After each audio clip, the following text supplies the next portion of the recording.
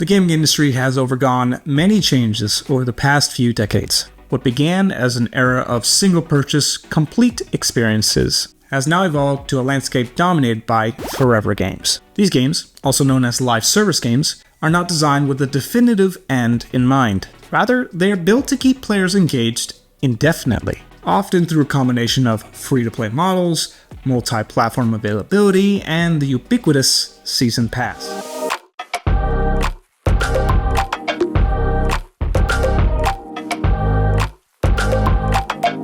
Now, at first glance, the concept of a game that never ends seems like a dream come true both for players and developers. For players, it promises a constantly evolving world, filled with new challenges, content, and experiences. For developers, it means a steady stream of revenue and the ability to cultivate a long-term dedicated fanbase. However, beneath the surface of this seemingly perfect symbiosis lies a more complex and, at times, troubling reality. While many games are advertised as free to play, their monetization strategies are often incredibly aggressive. Players are frequently enticed or even pressured to make in-game purchases to keep up with the game's content and competitive aspects. The free-to-play model is a facade. Players may not pay upfront. However, they often end up paying more over time than they would for a traditional game. It's a business strategy that relies on the psychological manipulation of its audience. This shift towards monetization has had profound effects on game design itself.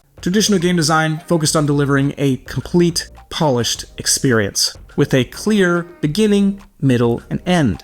Forever games often prioritize short-term engagement and focus on retention strategies. Developers are incentivized to create content that keeps players coming back rather than create a fulfilling, cohesive experience. This can lead to a dilution of narrative depth, as well as a reliance on repetitive, grindy mechanics. The perpetual nature of forever games also has some significant psychological implications for gamers. The American Psychiatric Association found that when these people play internet games, certain pathways in their brains are triggered in the same direct and intense way that a drug addict's brain is affected by taking drugs.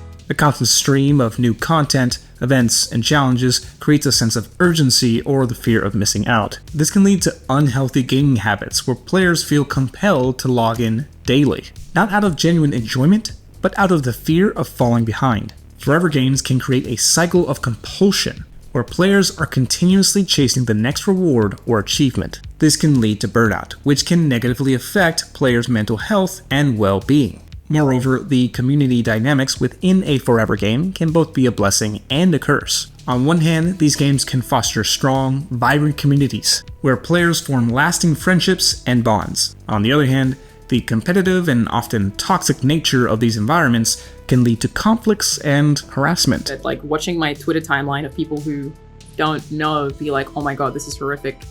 It always hits, I feel like every woman I know who works in the games industry sort of hard, because you're like, course.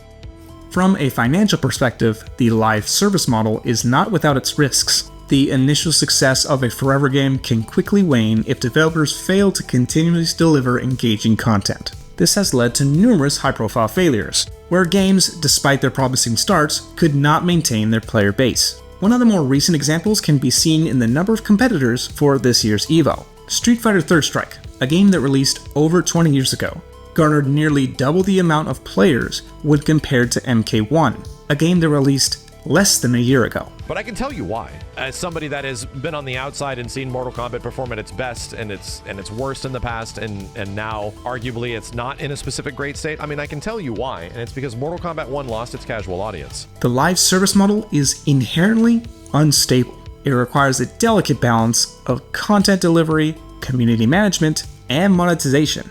Any misstep could lead to a rapid decline in player engagement and revenue. The trend towards forever games represents a significant shift in the gaming industry's priorities as well as business practices. While it offers the potential for continuous engagement and community building, it also raises important questions. Questions about game design, player well-being, and industry sustainability. As we look to the future, it is crucial that developers and players critically examine the impact of this model, so that developers can focus on creating games that are not only financially successful, but enriching and enthralling storytelling experiences. The essence of gaming is the ability to transport us to new worlds and tell us compelling stories. As we embrace new business models and technologies, we must not lose sight of what makes games truly special.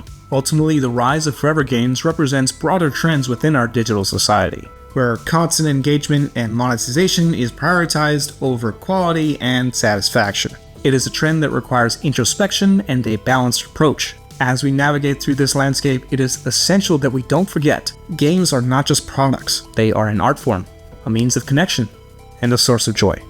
By fostering a more thoughtful and ethical approach to game design and business practices, we can ensure that the future of gaming remains bright and fulfilling for everyone. That's everything I have.